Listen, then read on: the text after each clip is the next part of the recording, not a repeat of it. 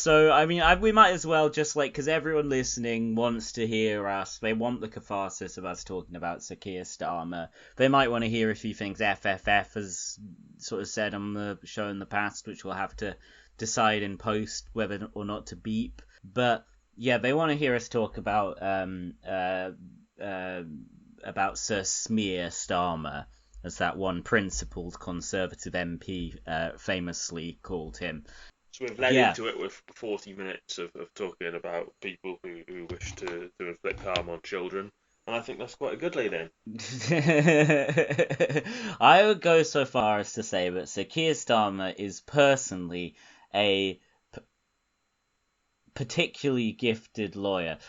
So we I guess, like, the headline news is he's dropped a couple more pledges, hasn't he? One of them, stay with me, one of them was the tuition fees one, wasn't it? Yes, that was probably the big one in terms of, like, it actually getting noticed, and not not just by people like us that are expecting it. Yeah, you know how, like, Labour had all those people out campaigning for them in, like, 2017 because they were gonna scrap tuition fees, and young people continued campaigning for them en masse in 2019, partly for the same reason. And in 2015, when Labour were going to knock 3,000 quid off tuition fees, which was a third of it at the time, that young people didn't do that. Well, yeah, anyway, now, because young people are just a bunch of trots and just anti-Semitic pieces of shit, anyway, Labour has scrapped the policy. So now tuition fees stay in place. Yeah. We might give you a fucking discount on them if you're lucky, but probably not. Yeah. Their latest trick, their latest justification for all of these backtracking and avoiding left-wing policies, basically, seems to be either the old standard, like, oh, we can't afford to change that law, but also the one they're bringing out a lot now is... We're a party of sound money. The one they're bringing out a lot now is we won't have time to do that. Oh yeah, we're just non-stop bunga parties leave very little time to govern, you know. Starmer will probably still be, like, coining it in, doing with his property a bit empire, legal work on the side. Yeah, but paperwork. All their second jobs, they will have very little time to do anything. What do you think, Jess Phillips? I'm sure there's going to be a lot of media opportunities coming up for her to be investigated for in the future. She is under investigation. Yeah. So, again, she's investigating for only a yeah. There's a new investigation into Jess Phillips. Oh no, I know, but did it happen before? Yes. Oh. And she was found. There was like 14 violations for stuff she hadn't declared. Let me look it up. Hang on. I was like establishment whitewash, but a 14 violation. Just trying to find the best way of googling this.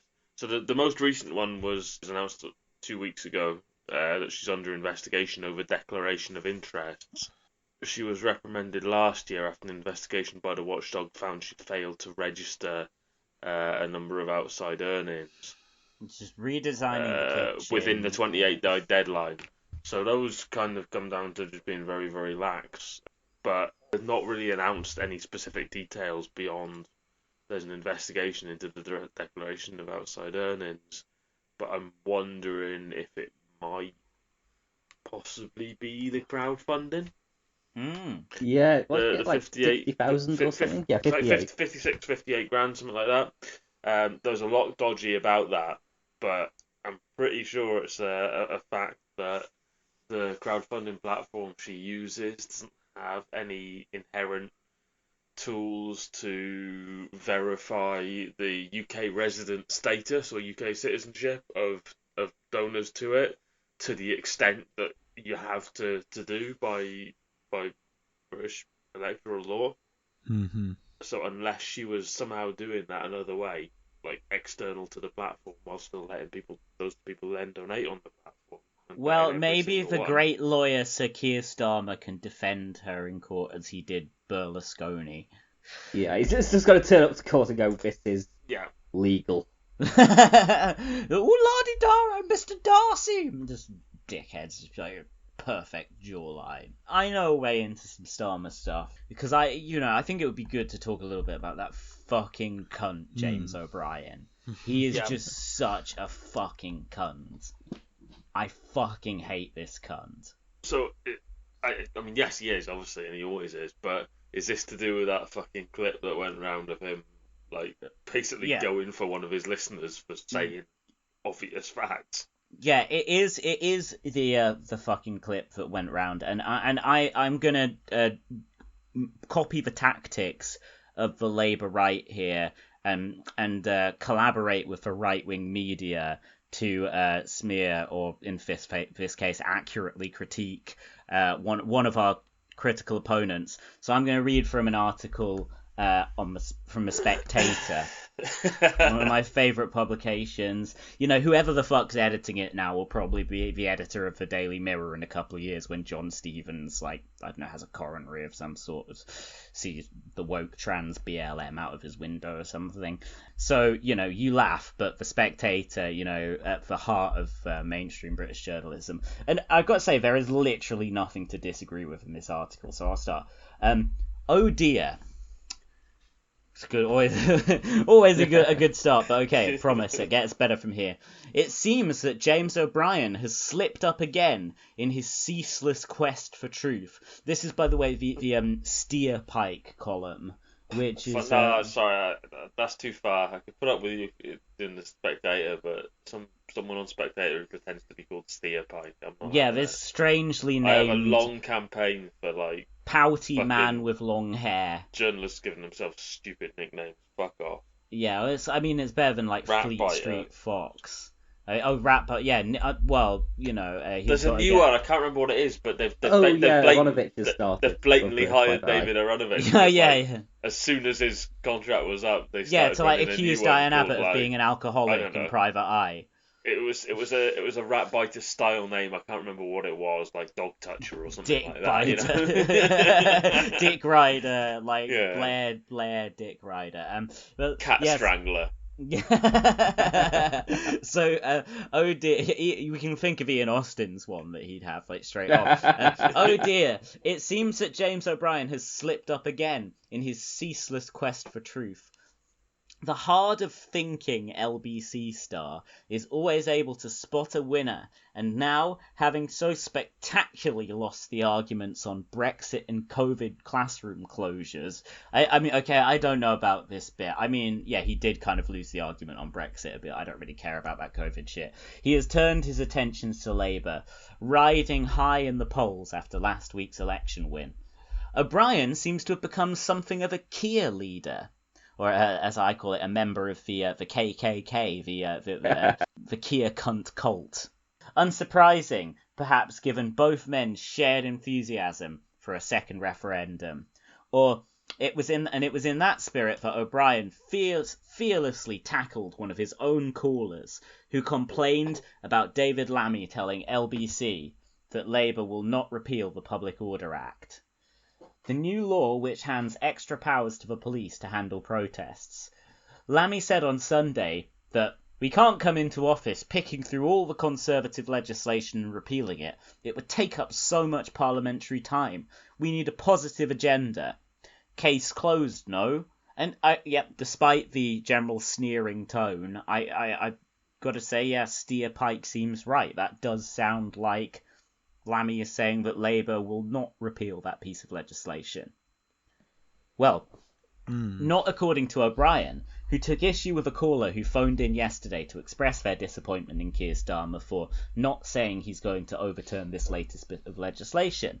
At once, the old Amplefordian, I assume that's some private school shit, interrupted him and corrected his errant listener. No, that's unfortunately a misapprehension. I think that was a consequence of David Lammy saying something on LBC over the weekend. And what happens is, I'll explain this to you, because it's actually quite important. And it's a mark, of course, of how far LBC has come in recent years.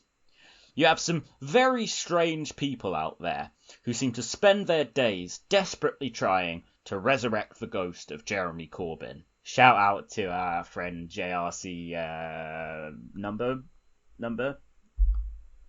Anyone know the number? Hang on. 23? 23. JRC 23. 1921. 1921. We know we know exactly who has pissed off Starmer. I'm gonna look up JRC 23. See that. User J Chill, who's been on Twitter since January 2009. Or they're going to get his account binned by Elon soon. Why is CBS spreading expired and irrelevant information on coronavirus by replaying last week's Colbert? Oh no, he's a Bernie Sanders supporter. He's good. He's good. Okay, I don't care about... All the JRCs are good. They're like, it's like a weird club, but like in a good weird. Okay, I don't really care about that COVID shit. Nailed on, comrade. We'll get to something similar like that when I had to work out a position on something later. But let's continue with O'Brien. Now we've established exactly who the fuck he's talking about there. So David Lammy says something off the cuff and out of context on LBC, and one of these weirdos clips it and puts it out as proof that the Labour Party isn't going to be repealing any of this, and they're not going to be doing anything at all to remove legislation that they actually voted against in the first place. But Labour have since clarified that that is not the case at all. Not that it will get tweeted. I don't know if like O'Brien's mate at the HQ texted him this or something. What I'm not sure what this clarification was.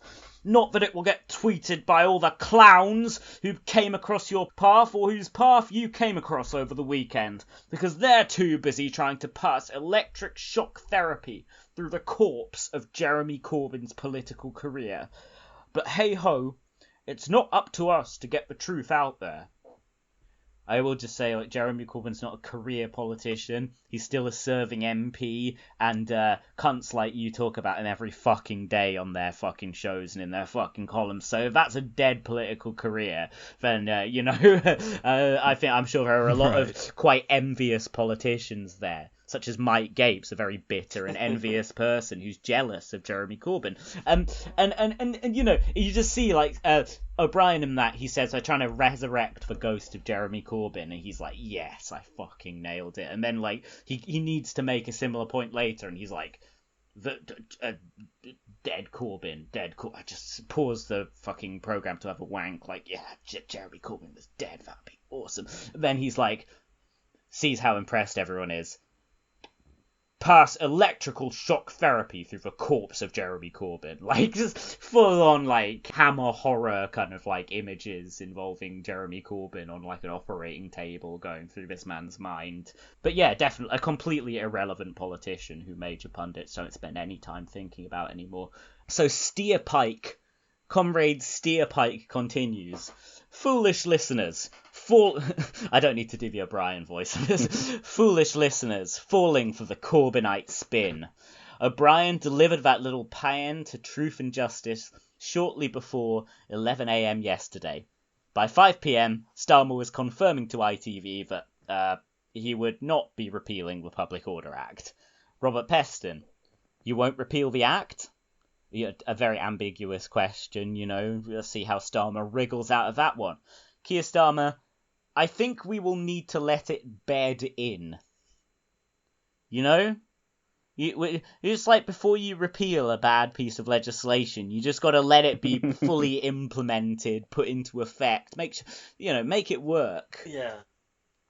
When you're going to repeal it. Let it do some damage to some lives, and then maybe we'll be like, oh, this bad thing is bad. We need to cut funding for it by £3,000 or something. He says we need to look at how it operates in practice. Very often with public order legislation, as you know, my good friend Robert Peston, as you know, being a very intelligent man who I'm, totally servile towards. As you know, there's a period of bedding in just because the power have got a power. I think that's a mistranscription. Just because the police have got a power, it doesn't mean they have to use it in every situation. We got to rely on the benevolence of the police here to not, heavy-handedly police protests. Just put our faith in these brave officers. Starmer says, guidance emerges. So we haven't got to that stage yet, and I think we need to get to that stage. I hate this man's like sentence structure. Remember, I will set out my vision, and that vision will be a vision that I will set out. Steerpike concludes. This is very important. We read the entirety of this Steerpike article from The Spectator, okay? The perils of spinning for Starmer Chameleon, eh? Or as I call him, Sir Smear Starmer. Sadly, the Labour leader's confirmation that his party is not intending to repeal the legislation has not yet been shared on O'Brien's overactive Twitter account, let alone a mea culpa or apology to the caller he chastised. Steerpike looks forward to O'Brien correcting the record and highlighting Labour's volte-face to his listeners. After all, it's good to get the truth out there, isn't it, James? So yeah, I could not agree more, Steerpike. James O'Brien is a lying fucking cunt, and, you know, those of us on the left and right should make it our common cause to subject this man to online bullying, basically, or in The Spectator, wherever we want to do it. Because he's a fucking cunt. Like, I fucking hate him. Just one last fucking thing about James O'Brien. Just contrast with how he talks about Corbyn. Just Corbyn's dead fucking political career. Shoot for this corpse, this fucking ghost, this corpse, Jeremy Corbyn. Here's what he says about Sir Keir Starmer. You know, just a balanced, objective journalist who is not a cheerleader for any one leader. To be fair, it's not his job to be impartial, but this guy is not, you know, an equal opportunity critic of Labour leaders. Let's hear what he says about Starmer. Starmer is above normal politics. Think of it as him playing on several chessboards at once. I'm not even sure what dimension of chess that is. Against masters of chess, while everyone else is struggling on one board. The man is a political mastermind.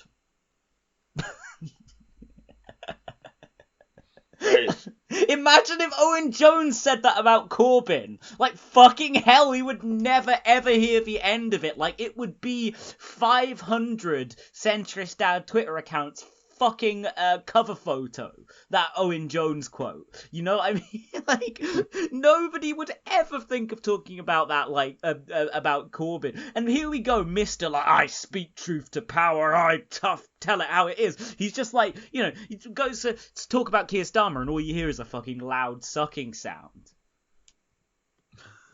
Yeah, like, he's not the only one to use the chess analogy. I'm sure it was like some poll prof who was like, oh, I'd hate to play Keir Starmer at chess. Keir Starmer, he's got even better social skills than Bobby Fischer. Who was the chess guy you compared him to, FFF?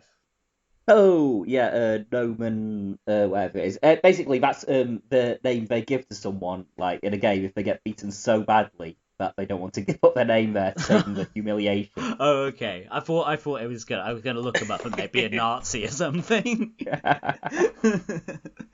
Did you see that they announced today that Keir Starmer had previously signed a book deal for an autobiography?